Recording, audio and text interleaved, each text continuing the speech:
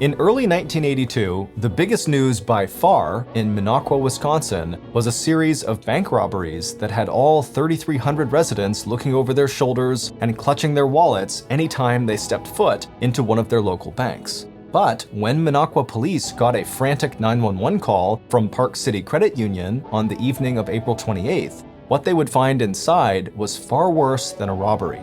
Even though police would quickly put together a picture of what transpired inside of that bank, it would take another 34 years for law enforcement to finally get to the bottom of one of the most infamous crimes in Wisconsin history. But before we get into that story, if you're a fan of the strange, dark, and mysterious delivered in story format, then you've come to the right podcast because that's all we do, and we upload twice a week, once on Monday and once on Thursday. So if that's of interest to you, please replace the Amazon Music follow buttons "I can't believe it's not butter" for real butter. Okay, let's get into today's story.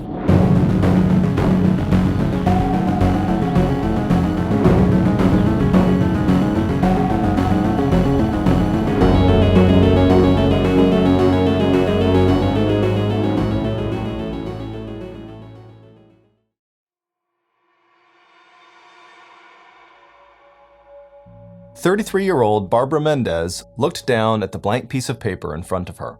Rolling the pen under her fingers across the kitchen table, Barbara wished that writing or talking about her feelings was as easy for her as it was to make a delicious dinner or to embroider a piece of clothing or fine cloth. But it was coming up on Valentine's Day, 1982, and Barbara had decided that this year she was going to give her two daughters not just cards and chocolates, but a letter that told them how much she loved them.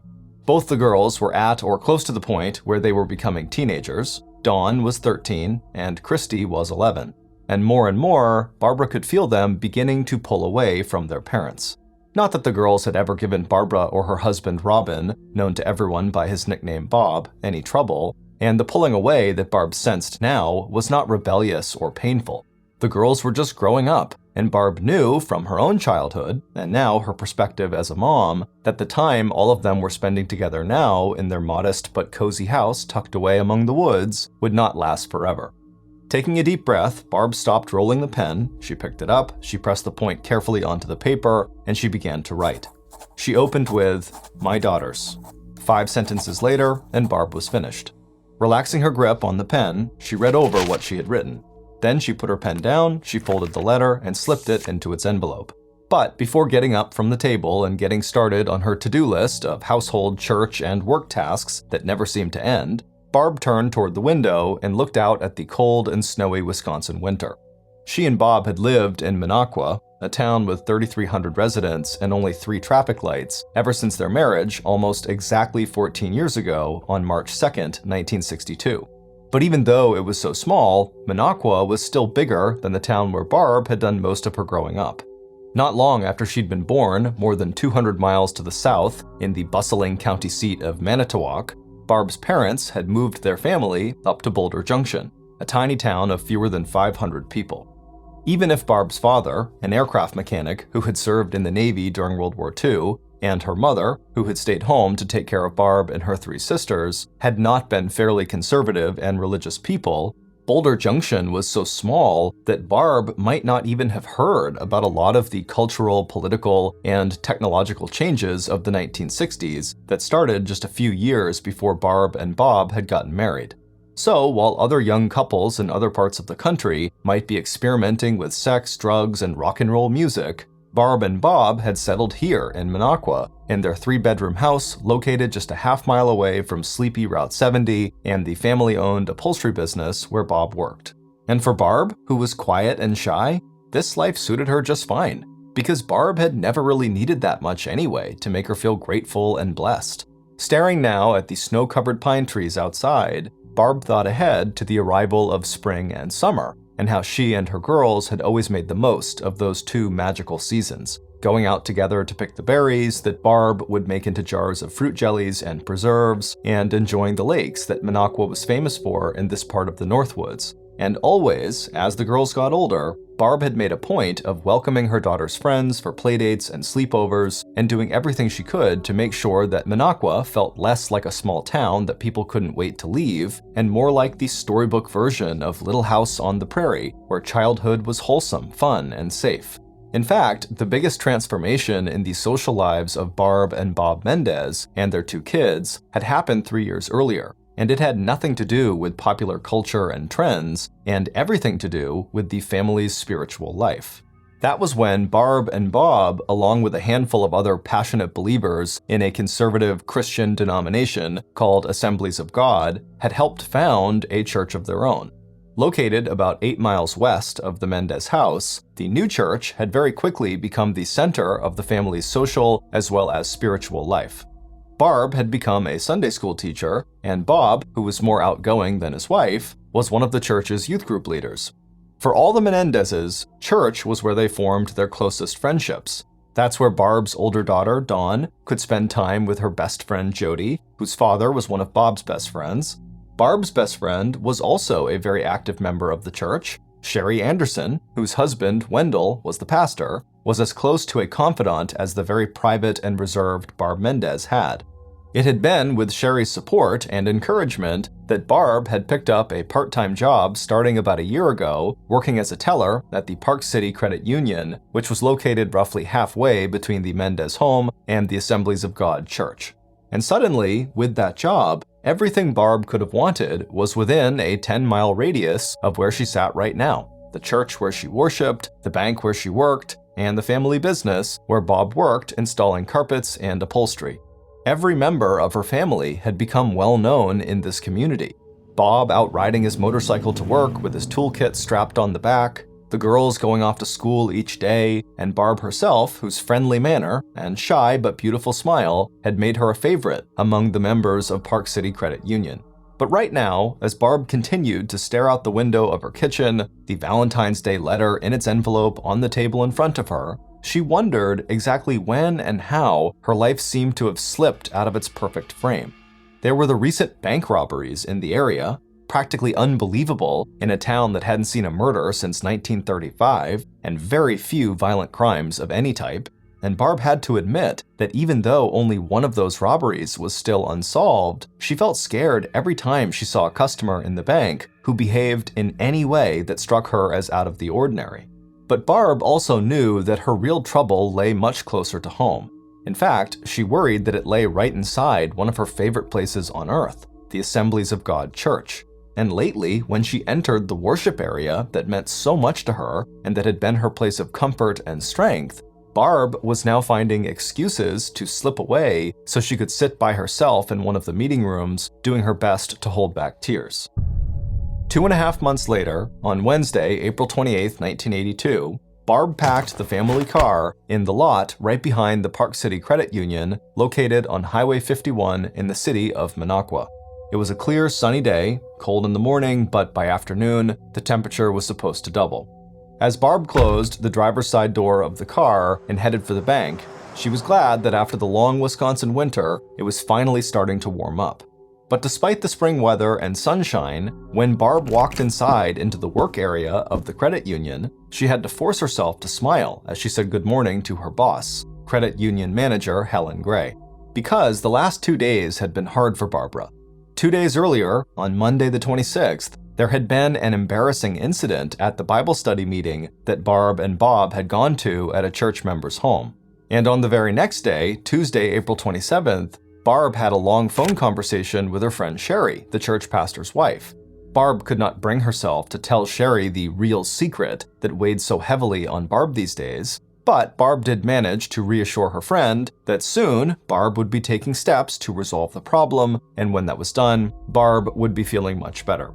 After ending that phone call, Barb had turned her attention to making dinner. But even though the Mexican food Barb had prepared, Bob's favorite, had gotten rave reviews, the evening had left Barb feeling tired, and she was still tired this morning as she counted the bills in her drawer and took her position behind the customer service counter. Then, as Helen walked across the lobby to open the bank doors for business, Barb gave herself a mental shake. Making sure her white blouse was neatly tucked into her dark skirt, Barb squared her shoulders as the first customer stepped up to her station. But by midday, Barb's workload had unexpectedly doubled.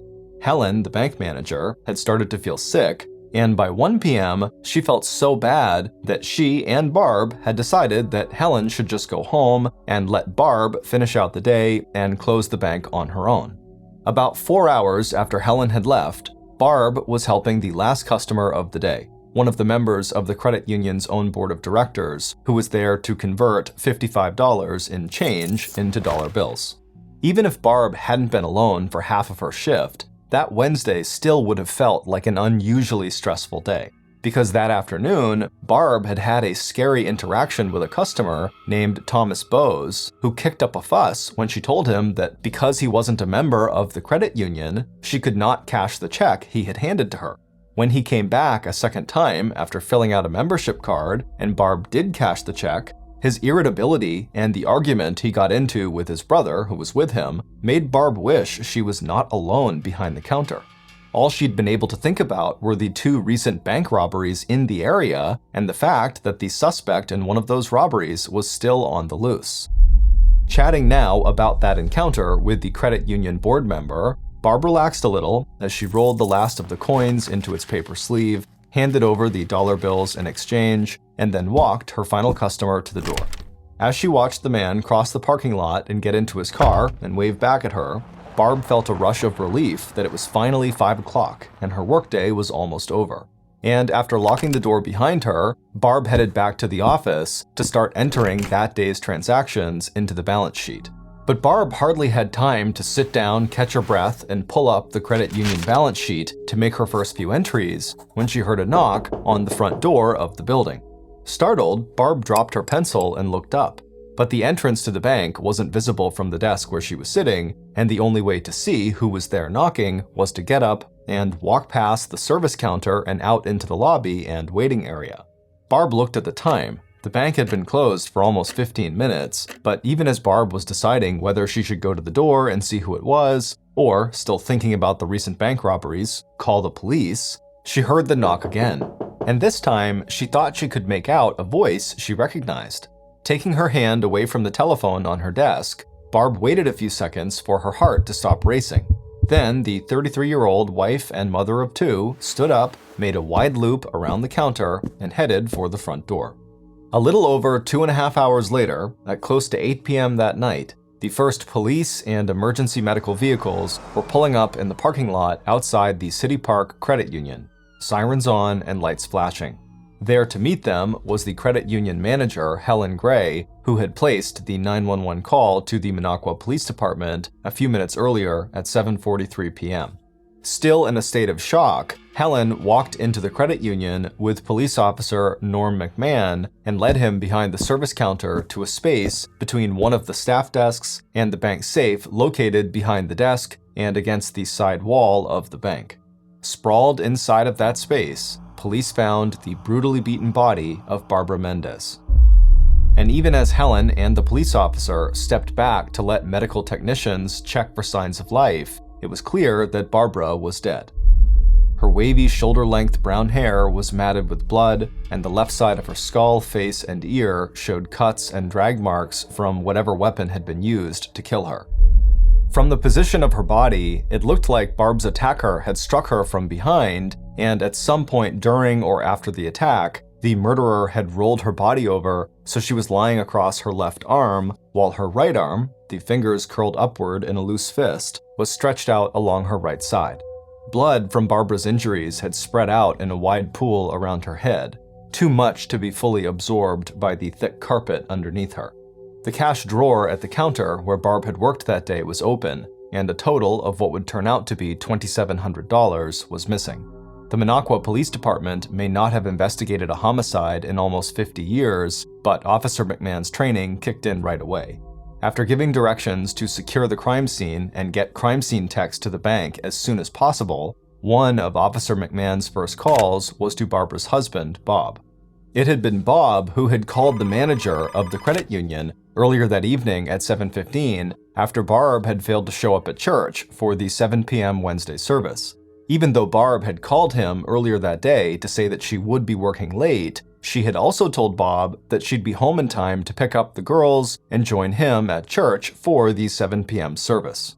Figuring that Helen's home was closer to the bank than the church was, Bob had asked the manager of the credit union if she would make the 1.5-mile trip to Park City Credit Union to check on Barb.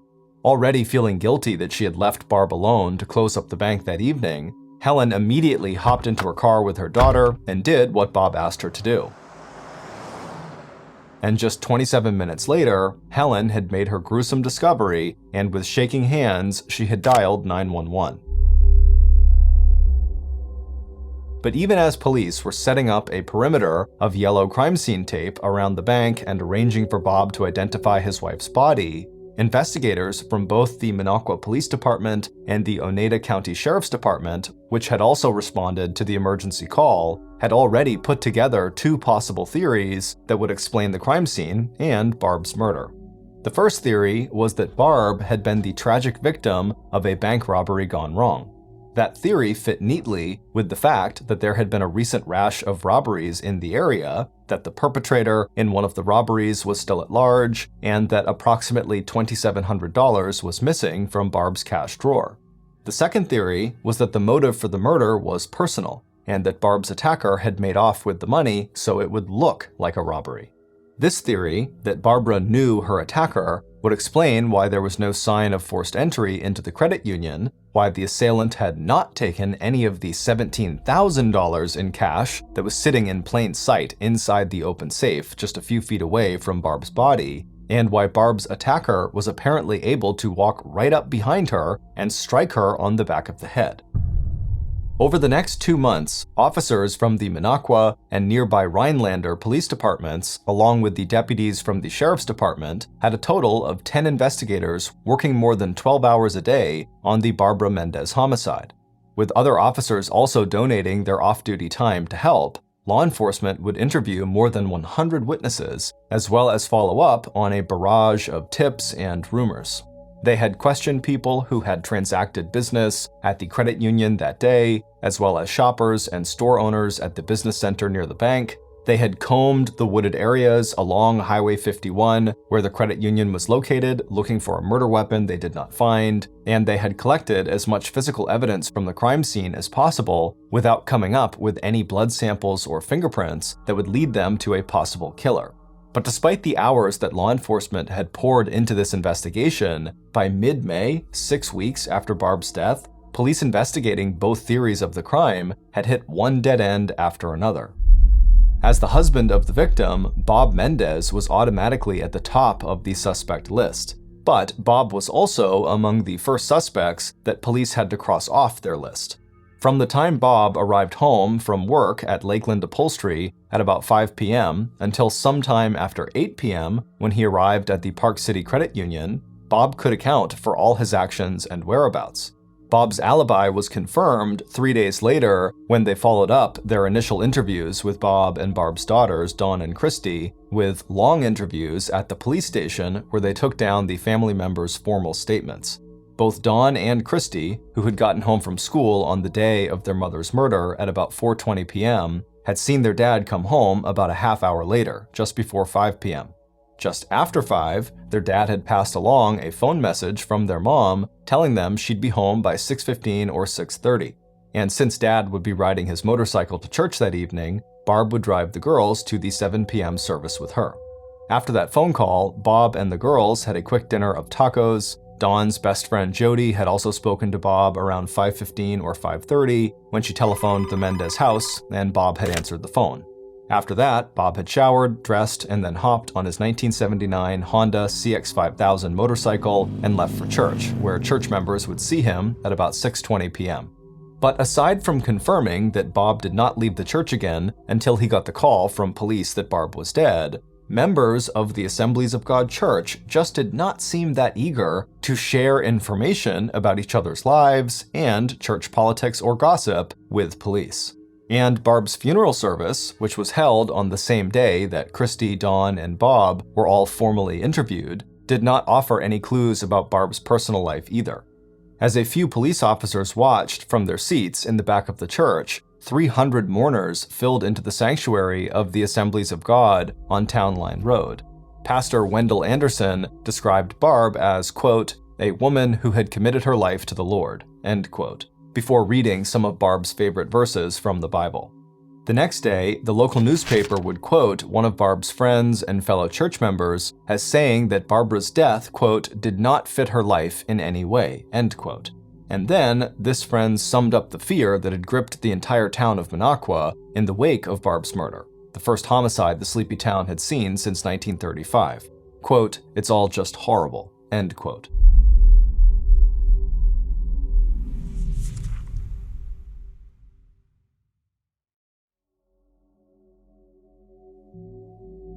Meanwhile, as the Minocqua Police Department started focusing its efforts on finding suspects who may have had a personal motive for killing Barb, the Oneida County Sheriff's Department was focusing more and more on the theory that Barb was a victim of a robbery gone wrong.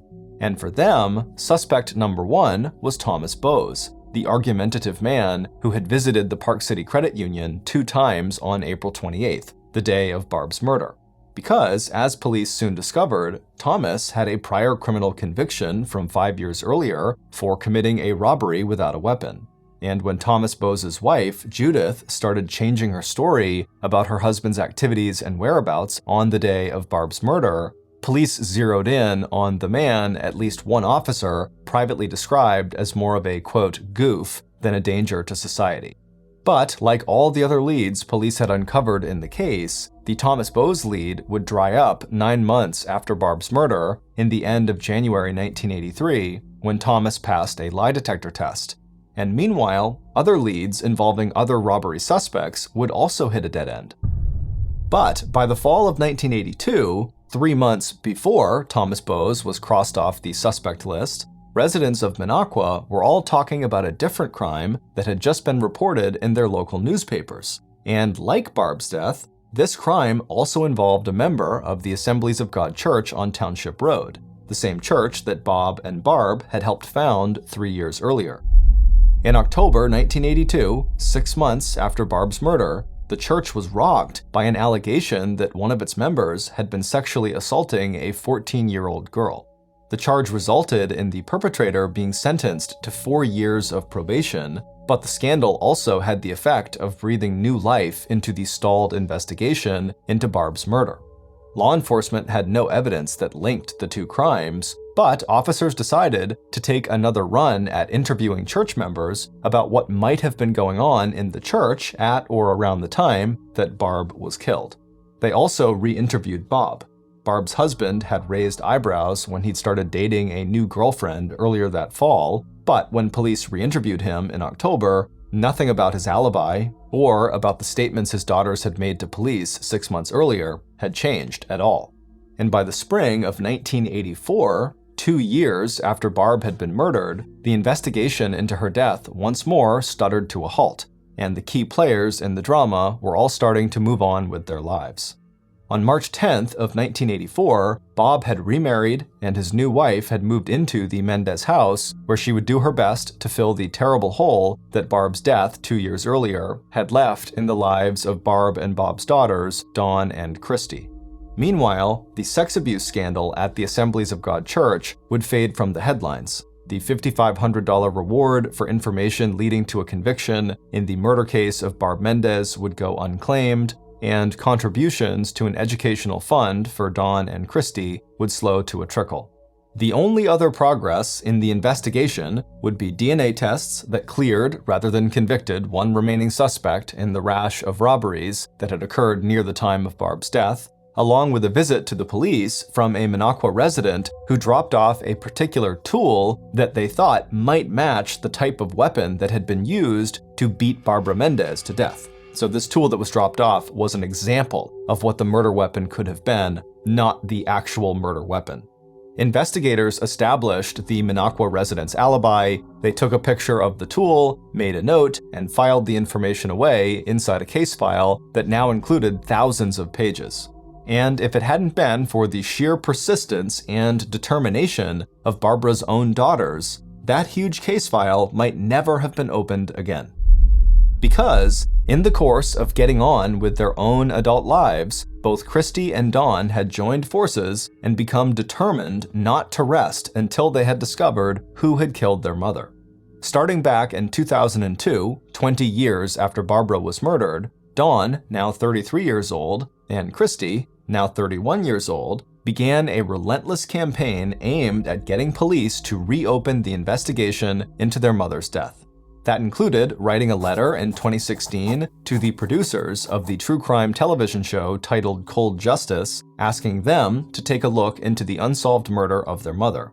And in February of 2017, the two women finally got the response they had been pleading for.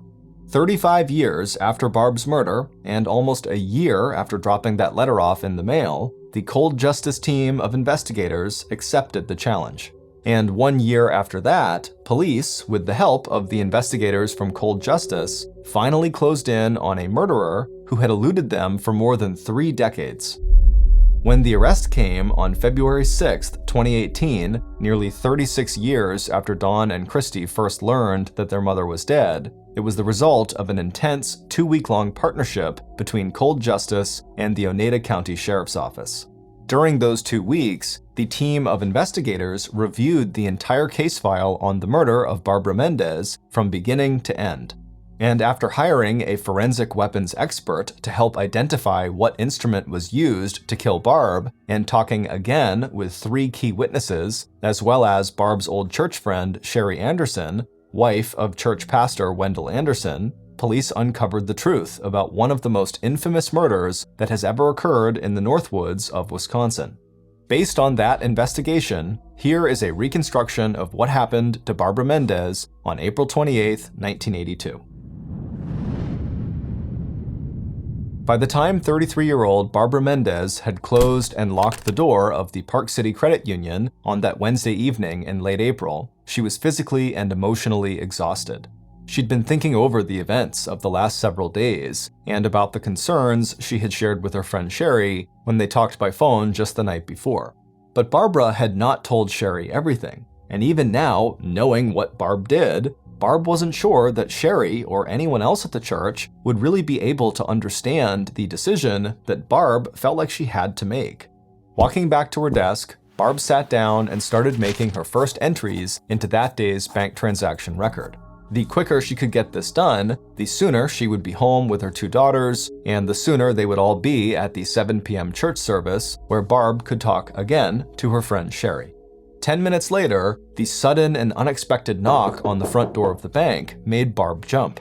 Her first thought was that it might be a bank robber, and Barb felt her heart start to hammer in her chest. But as soon as Barb heard the voice that was calling to her from outside the bank, she stopped reaching for the phone to call police. This was a voice that Barb recognized, and this was a conversation that Barb knew she could no longer avoid having. Taking a deep breath, Barb pushed her chair back, stood up, and began walking towards the door. For Barb's killer, as well as for Barb, this was a moment of decision. And standing now in the shadow of the entryway to the credit union, the killer listened first to the silence inside, and then to the sound of footsteps, and then to the key turning in the lock. A moment later, and the killer was inside. The killer reached out a hand, but Barb moved away. Turning, she walked back over to her desk. She had read the Bible. She knew what the scriptures had to say about the kind of relationship she had observed and the kind of person who got involved in that sort of relationship.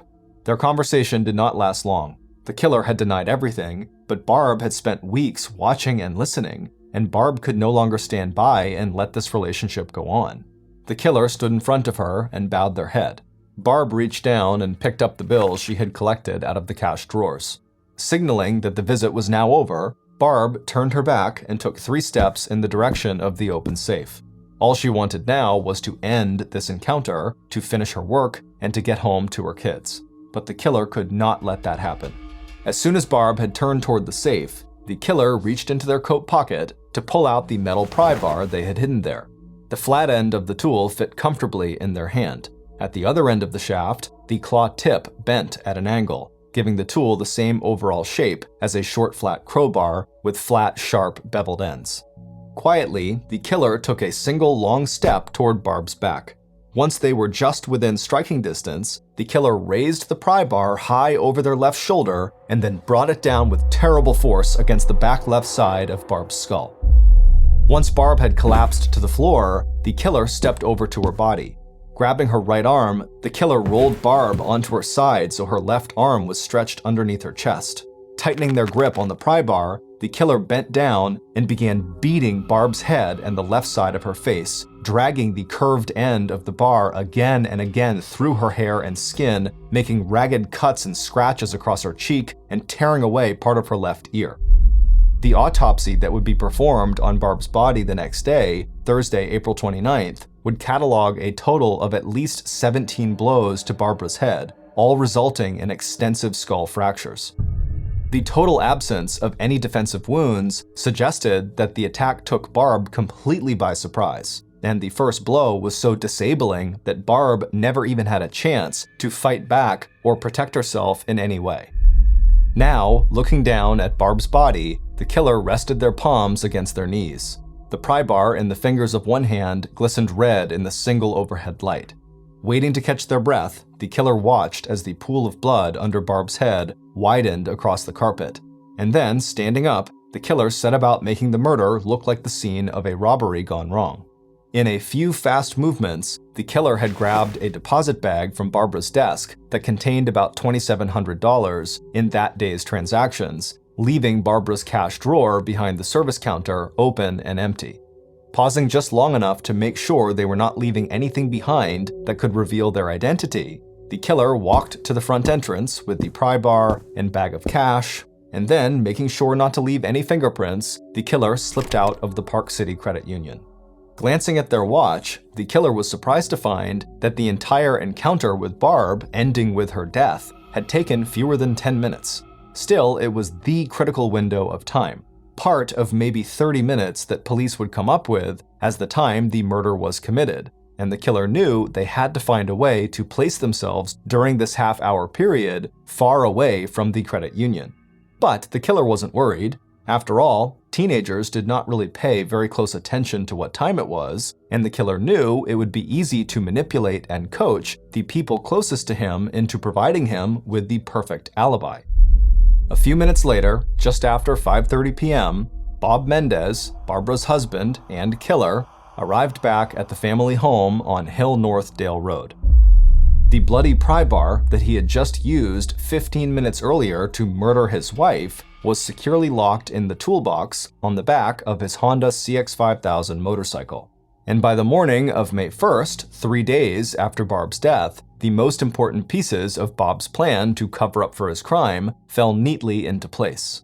When investigators brought Bob and his 2 daughters down to the police station that morning to give their formal statements about where they were and what they were doing on the evening that Barbara was murdered, the only times that the 2 devastated teenagers could seem to remember about exactly where their father was between 4:55 and 6:45 on the night of their mother's murder were the times that their father had told them.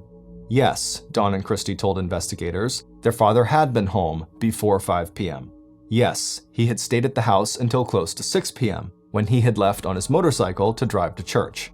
And Bob still had one more important witness that he could also count on for helping him create a watertight alibi. And that person was his daughter Dawn's best friend, 14-year-old Jody, the teenager that Bob had been sexually abusing for almost an entire year, the teenager that Bob had promised to marry as soon as he could end his marriage to Barb. It would turn out that Robin Bob Mendez was not at all the good Christian and the fine husband and devoted father he pretended to be. And by February of 1982, when his wife, Barb Mendez, sat down to write a Valentine's Day letter to her 2 daughters, Barb had already begun to put together the true picture of who her husband was. Not only did Barb know that her marriage was in trouble, she had also begun to suspect that her husband was involved in an inappropriate relationship with a girl who was just barely 14 years old. And not only was this girl close friends with their own daughters, Jody was also the daughter of Bob's own best friend, as well as a member of Bob's youth group at the Assemblies of God Church on Township Road. By the spring of 1982, rumors and whispers had begun to swirl inside the church about the amount of time and attention that Bob was lavishing on Jody. And members also noticed that Bob and Barb Mendez no longer sat together at church services, and on one occasion, they had arrived in separate cars at a Bible study meeting at a member's home, with Barb looking and acting so visibly upset that everyone in the group had felt extremely uncomfortable and embarrassed. By late April, Barb had begun to confide to her friend Sherry that she was worried about the relationship between Bob and Jody, and that Barb had decided she needed to confront her husband. If he did not stop all contact with Jody and start working on his marriage, Barb had decided she was going to take her daughters and leave Bob and go stay with her own parents, who now lived out in Colorado. But Barb never had the chance to put that plan into effect and to help rescue a vulnerable teenage girl from an abusive relationship with Barb's husband.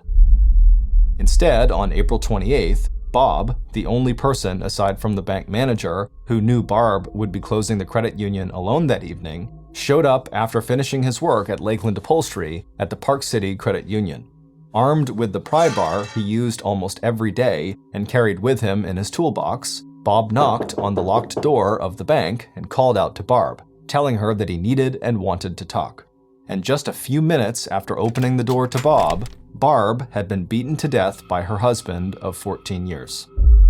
After Barb's murder, Jody, who had also been coached and manipulated by Bob, joined with his daughters in giving him a fake alibi. It wouldn't be until 6 months later, when police investigated allegations that Bob was sexually abusing Jody, that Jody broke down and told police that she had been lying when she said that she had talked to Bob on the Mendez house phone at about 5 p.m. on the night that Barb was killed. But laws and public perception regarding sexual abuse were a lot different in 1982 than they are today, and police were skeptical about Jody's corrected testimony. And even though Bob pled no contest to the charges and was convicted of sexual assault on a minor, he was only sentenced to 3 years of probation. Meanwhile, 14-year-old Jody was savaged in the press and by her own father for being a temptress and a slut and an adulterer. But even though Bob's now public relationship with Jody gave him a motive for wanting his wife Barb dead, he still had the perfect alibi, the one provided by his deeply traumatized daughters, Christy and Dawn. It wasn't until 2002, when the daughters were in their early 30s and started looking back over their childhood, and in particular, their father's behavior after their mother was murdered, that they began to realize how obviously and completely they had been coached, manipulated, brainwashed, and used by their own father, the man who never even purchased a headstone for his dead wife and who never once took his kids to see her grave.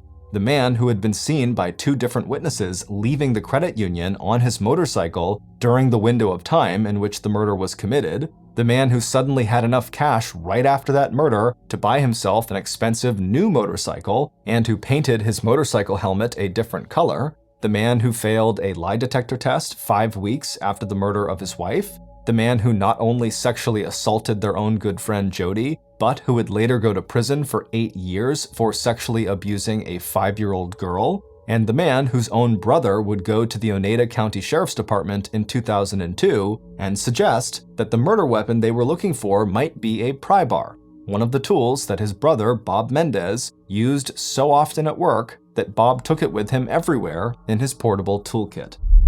But it wouldn't be until 2017, when investigators from the TV series Cold Justice teamed up with the Oneida County Sheriff's Department, that law enforcement was finally able to break Bob Mendez's perfect alibi.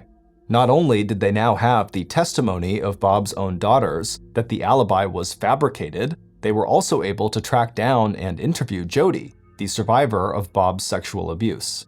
Now a successful adult in a happy marriage, Jody had gone on to work in law enforcement and to be a voice for other victims of crime and abuse. And this time, investigators believed her testimony that she had not spoken to Bob at his home during the critical window of time when police believed Barb had been murdered.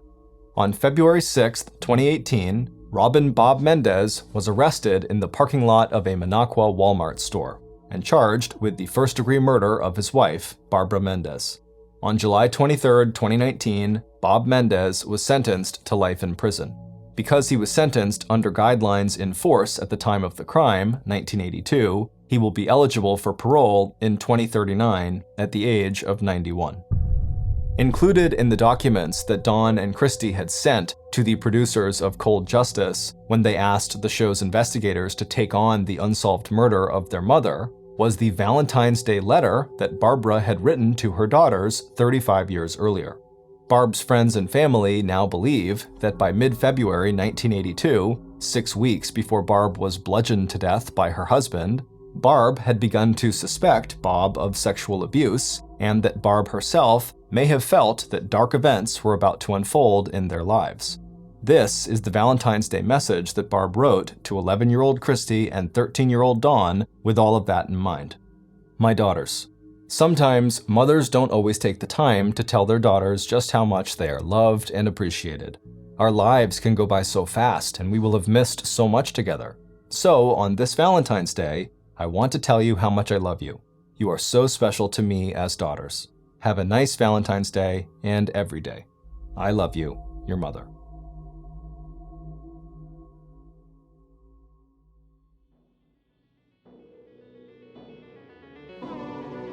Thank you for listening to the Mr. Ballen Podcast. If you got something out of this episode and you haven't done this already, please replace the Amazon Music follow buttons "I can't believe it's not butter" for "real butter." This podcast airs every Monday and Thursday morning, but in the meantime, you can always watch one of the hundreds of stories we have posted on our main YouTube channel, which is just called Mr. Ballen.